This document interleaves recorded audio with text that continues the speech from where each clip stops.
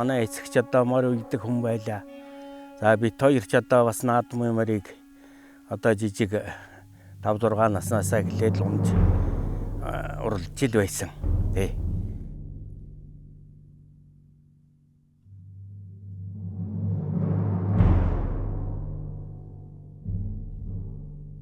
Зүгээр л сонсох хэрэгтэй юм хөгжмийг.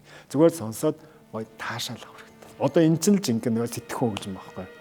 Тэрнээс тэнцээс Чингис хааны дотроо бодоод тэнцээ байлд чинь тэрний хэсэгт нь Чингис хаан явж ингээд өрсөлдөх юм бол энэ хөгжим биш болов уу?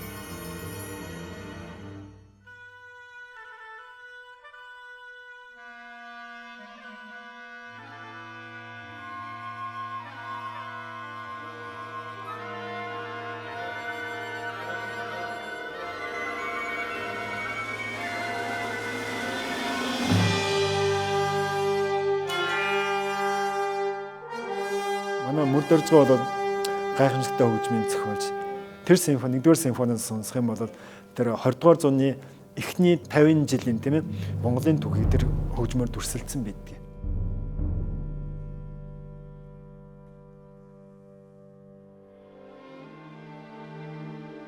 Бүх нийтийн дуу хөгжмийн сурах хүчтэй хүртэл тулгын 3 жилөө гэж нэрлэдэг. Монголын хөгжмийн тулгын 3 жилөө гэж. Энэ бол яг харахгүй онцсон зөвлөл мөн тийм. За ингээд анхны хөгжмийн зохиолчд маань нэгэнт одоо дэлхийд Европын сонгодог хөгжимд одоо тогтчихсон тэр төрөл зүйлс дэг жаягаар Монгол хөрсөнд Монгол хөг ая тулгуурлаж Монгол хүний сэтгэлээр гаргах энэ түүхэн үргийг бол онцгой сайн биелүүлсэн.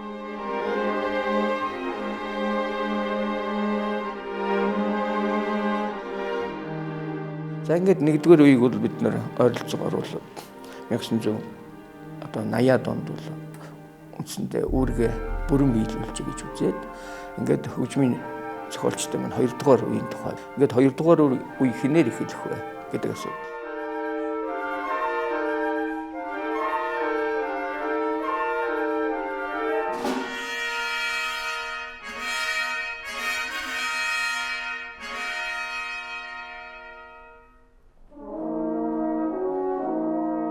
1900 оны ихээр одоо Австрийн хөгжмийн зохиолч, онолч Арнольд Шонберг гэдэг хүн бол 12 өргийн бичих арга барил додикафон гэдэг аргаар хөгжмийг ер нь тойрвж болох юм байна гэдэг анх санааг дэвшүүлээд ингээд дэлхийд дахинд хүлээн зөвшөөрүүлж яг тэр 12 өргийн додикафоны арга бичлэгээр хангалуун анхны зохиолыг Монголд хийсэн. Ингээд үндсэндээ манай хөгжмийн зохиолчдын хоёр дахь үе ирж байгаа. Одоо бид нэр импрессионизмаар дуусч ирсэн бол одоо бид нар хөгжмийн экспрессионизмыг, Монгол экспрессионизмыг хангалуун эхлүүлж байгаа юм байна.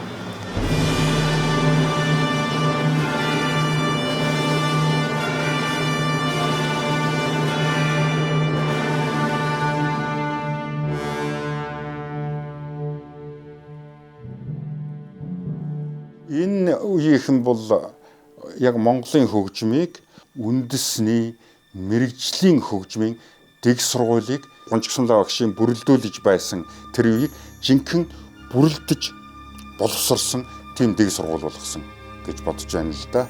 Тэр үеийн одоо их том төлөөлөгчийн нэг нь бол манай Шарв байгаа юм.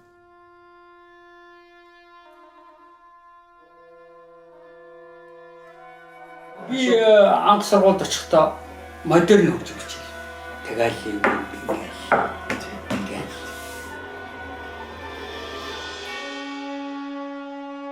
тэгсэн чинь байна шүү дээ. Миний Габалин багш. Ярва би одоо танай улсыг нэгэн танай оронд очиж ирсэн. Би өөрөө татар үндэстэн.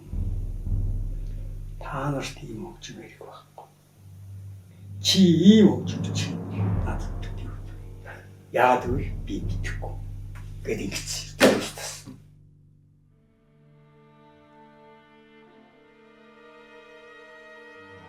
Тэгээд ерөнхийдөө дөрөвдүгээр курс болоод ирсэн.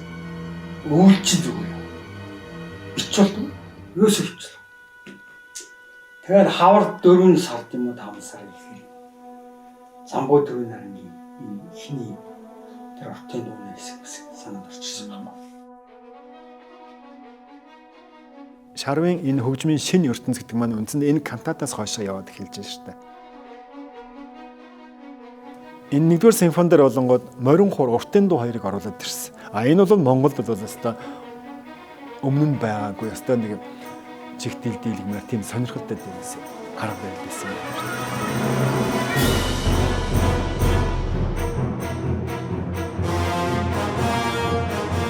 За ингээд энэ симфоник би аваад ингээд тэр 87 оны наадамд ингээд тооцоход энэ бол том тесрэлт, том одоо дуулиантайгаар одоо энэ симфони гарч ирсэн юм байна.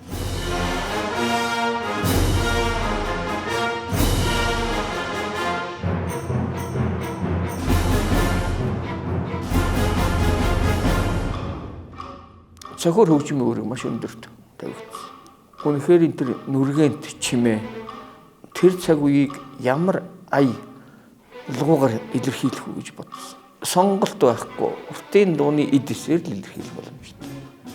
Тэр нь онсон. Тэр дүрслэл одоо уран бүтээлчийн өөрийн тавьсан зорилго яг бол бүрэн биелүүлсэн. Үзэгч сонсогч тэрийг шууд хүлээж авсан.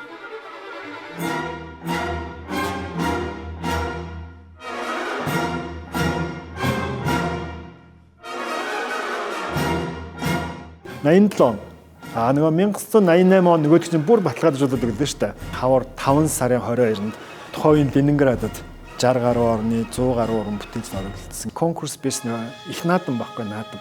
Тэгэл тэнцэл Монголоос Бямсүрэнгийн Шарв, Гүржийн Ги Канчели, Америкийн Джон Адамс энэ гурван бүтээл хамгийн сайн бүтээл гэж үнэлэгдсэн гэдэг.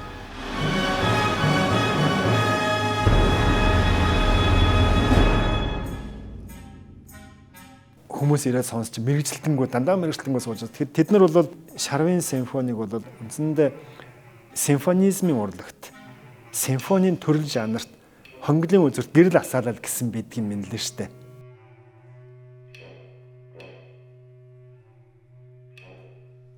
Хоёрдугаар симфони бол ямар ч арга байхгүй Европын том хөгжмийн ертөнцид бол их сонирхолтой байх нь дамжиггүй. Би тэр концертыг үзсэн. Үнэхээр тэд нар бол хүчтэй хүлээж авч байсан.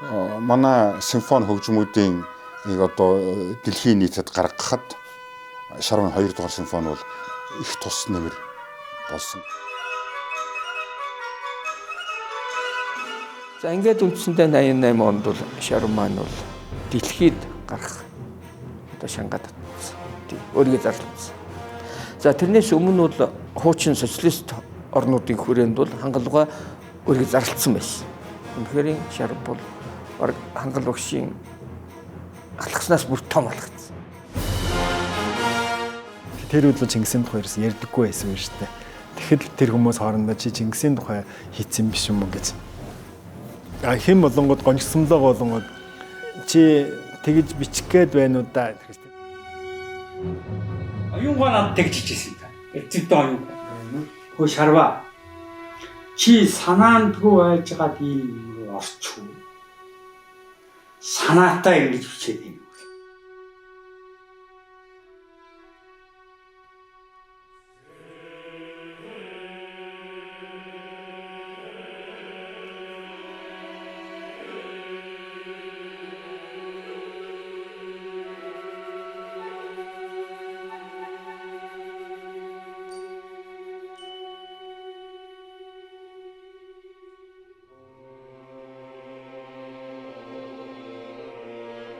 Өөр замаар өвчсөн бол хөвчөнд ороогүй би зураач болж байсан баха гэж дотроо боддیں۔ Гэхдээ би нэг айхтар сайн зурдаг шүү. Их дуртай л байсан. Зурагт. Бүр багасаа зурсан. Зураг зурдаг. Гэхдээ зургийг их сонин зурдаг дандаа тэр бөхснөөс нь эхэлж зураад байх шиг санагддаг л байсан юм.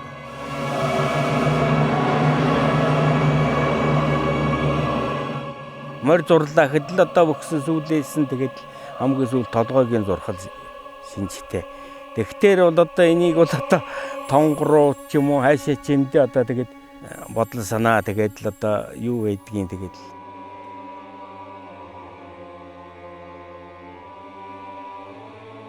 манай ээж их сайхан эсгэлдэг хүн байсан шүү дээ. Тий. Их шүүд ам сайтай ер нь одоо бас их аятайхан дуулцдаг. Тэгээд асаг дагуудан дээр үнээ сагаад л тэгээд энэ халуун наран чинь эсгэрээ сайхан. Замбуудын наран гээд кантат, Махто. Тэгээд 1-р симфони, энэ 2-р симфони, энэ 3 бол нэгэн ийм багц трилог гэж хэлж болохоор ийм цуврал бүтээл гэж бодогдоод идэв.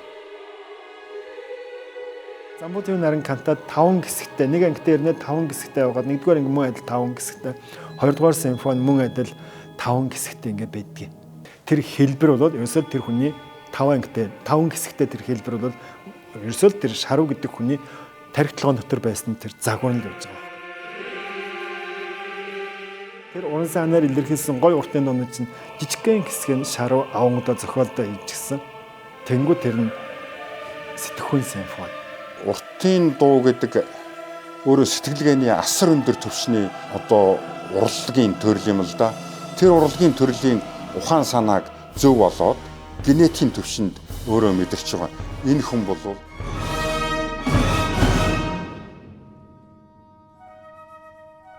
тэр уртын дууны одоо цаад эрчим бол үндсэндээ аваад явчихж байгаа юм. Уртын дуу гэдэг маань өөрөө симфонитой дүүцэн. Симфони гэдэг бол европчууд бол тэр агуутан философи явж байна.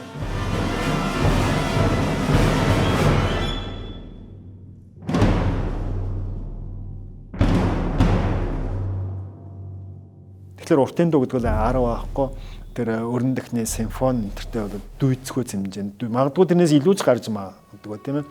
Тийм том философи агуулсан хөгжмийн ертөнц байна.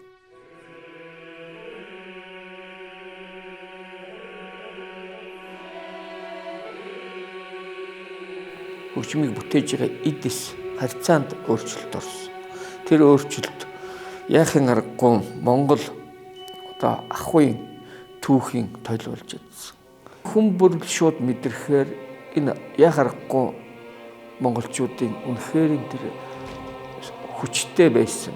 Дэлхийн түүхийг одоо шинээр бичиж байсан тэр цаг үе гэдэг. Тэгээ энийг яаж илэрхийлэх вэ? Хөгжмийн хэрэглүүр гэж ярьдаг.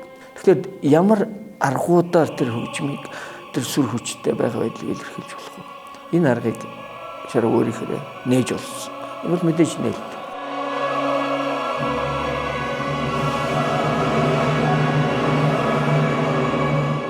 Тэр кантат бичгээс 1-р симфони бичгээс тэр 81 он, 82, 83 оны үеэс ч юм уу тийм ээ.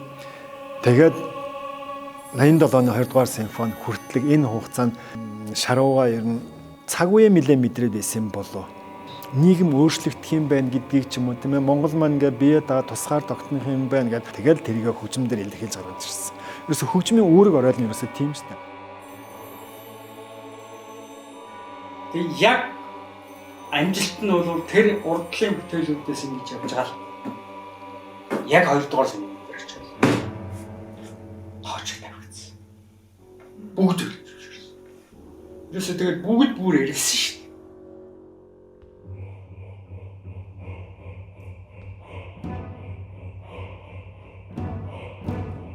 Энэ Шаравын энэ 80-ад оны энэ 3 бүтээл за ялангуяа энэ 2-р симфони гарч ирсний дараагаар бол манайд бас хөгжмийн ертөнцид өөрчлөгдсөн л да. Хандлага өөрчлөгдсөн юм байна. Цаг үе маань бас шууд өөрчлөгдсөн шүү дээ. Тэр үед чинь яг жинхэнэ нөгөө өөрчлөн байгуул перестройкад яриад эхэлчихлээ шүү дээ. А яг тэрүүн шиг нөгөө хөгжмийн урлаг дээр яг хөгжмийн ая аялгауны тал дээр бол яг энэ Шарвын шиг тийм аялгау бол орж ирсэн. Уртын дууны тийм өнгө аясыг оруулж ирэх гэсэн тийм санаа санаачдгууд бусад хөгжмийн зохиолчдын зохиол бүтээл дээр орж ирсэн юм байна.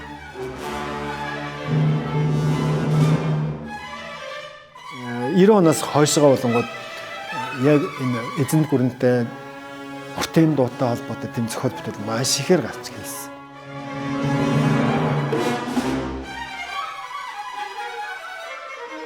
За энэ байдал бол зөвхөн хөгжмийн уран бүтээлчдэд үгүй хөгжмийн зохиолчид өөрсдөө үнэхээр энэс өөр гарцсан байх юм байна.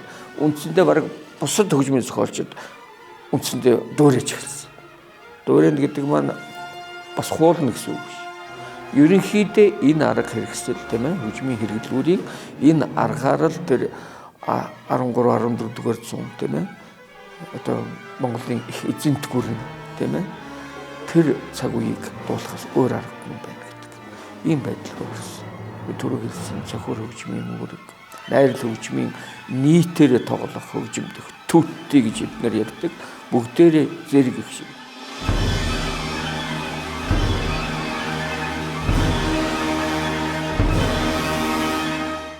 Тэр тусмаа одоо Монгол тэр маягийн олон хоолой арга хэрэгслийг шинээр бодож олж нээж тэгж төршиж тэр нь бол үнэхээр үр дүн өгсөн хүлээн зөвшөөрөгдсөн гэж би ингэж бодож байна.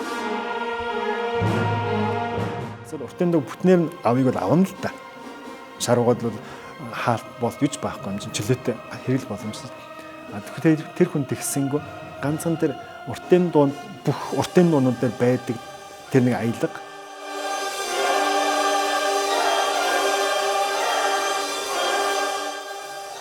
дараа гэдэг ч юм уу тийм ээ. Тэрийг л авч ирсэн. Тэгтэл 1989 он гэтэл алтрын бэлэг жаргалын ламбгооны нэмсгээд эргэлт туссан дүр. Гарсан дариудаад зөвлөлтөд орсон хөгжмийн нэвтрэх тайлбар жилийнхний дараа л ламбгооны нэмс гэж дөр нэвтрэх тайлбар ороод.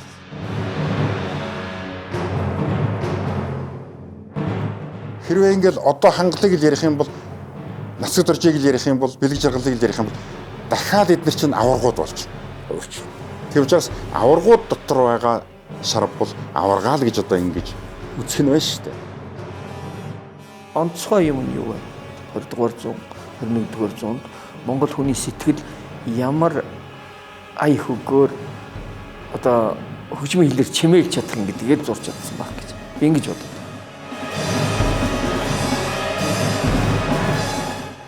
Ер нь ч бол одоо ингээ 30 гаруй жил болж байна. Одоо бол жоохон өөрчлөлт хэрэгтэй.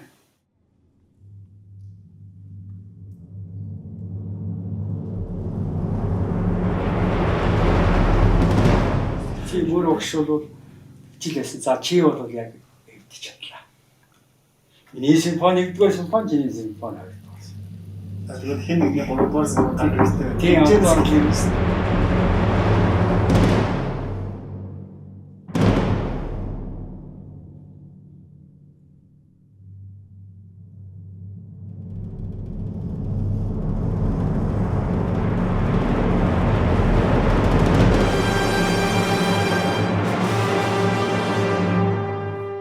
Энд би бас нөгөө хиний шарууга өөрийнх нь хэлж ирсэн.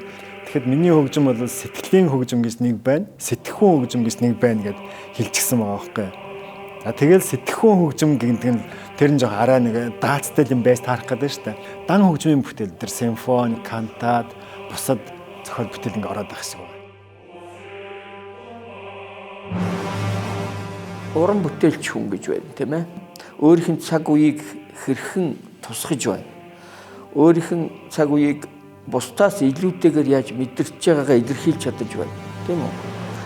Өөрийнх нь ард түмний тэр дуу хөгжмийн хөгийг яаж одоо танин барьж байна. Тийм ээ?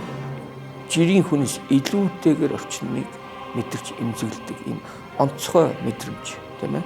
Одоо бид нар бол 3 дахь мэдлэмий гэж ярьж болно. 6 дахь мэдрэмий гэж ярьна. Тэр онцгой хөгжсөн байдаг юм байна. Ер нь хөгжмийн зохиолч гэж мэдэрдэг. Ер нь хөгжмийн зохиолч альва нийгмийн урталд явж идэг. Ард нь явдаггүй. Заавал урд нь. Ард нь явах юм бол уран бүтээлч гэж байгаад хэрэг юу байсан бэ, тийм ээ? Захиалгаар дуу бичээл ингээм амьдрах хэрэгтэй байхгүй. Гэтэл тэр сэтгэхүүн хөгжим гэдэг гадар симфони чинь захиалгаар бичдэг юм биш. Хүчээр тулгаж өгдөг. Энийг сонсоо гэж өгдөг.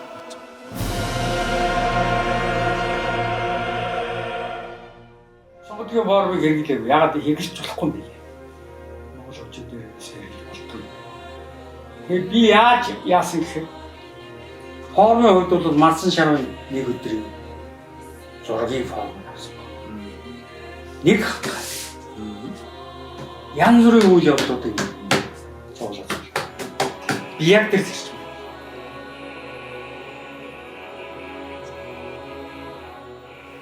шарууга тэгжсэн. Би нэг Монгол симфони гэл нэг хараа өөр юм байх юм болов гэж бодоод яваад байгаа. Нэг симфони бичгээл ингээд ярьжсэн юм аа. Тэгэхээр тэр хүн бол нөгөөд өмнө нь бичсэн 2 3 симфони тэр хүний сэтгэл бас л сэтгэл хангамж өгөөгүй л байна л да. Дахиад нэг шинэ яг жинхэнэ Монгол гэж юу байх вэ гэл. За магадгүй тэрийгэ бичсэн бол 2 дугаар симфоны тухай ярих байсан уу юу мэд ч та.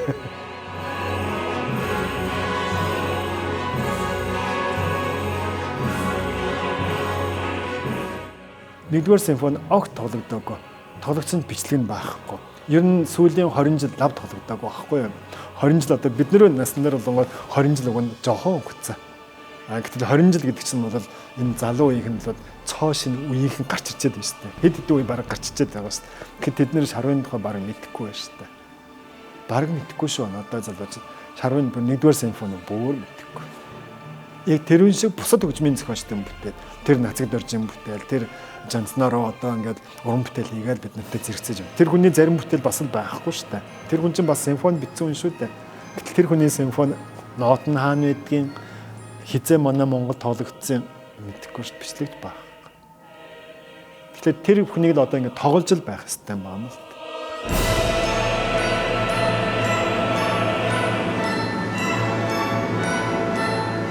Зөвхөн хөгжмийн урлаг гэхгүй ерөөсөө урлаг уран сайхан урлагийн салбарт бол нэг бодлого байх хэрэгтэй юм шиг. Тэгэхгүй ингээд зөнгөөр нь хийчих юм бол хөгжихгүй байдаг. Ийм болчиход байна шүү дээ. Нийгэм өөрөө цаанаас бодлогоор өдөртөхгүй бол ийм анарх задгай байдал нийгэм хийж болохгүй юм байна.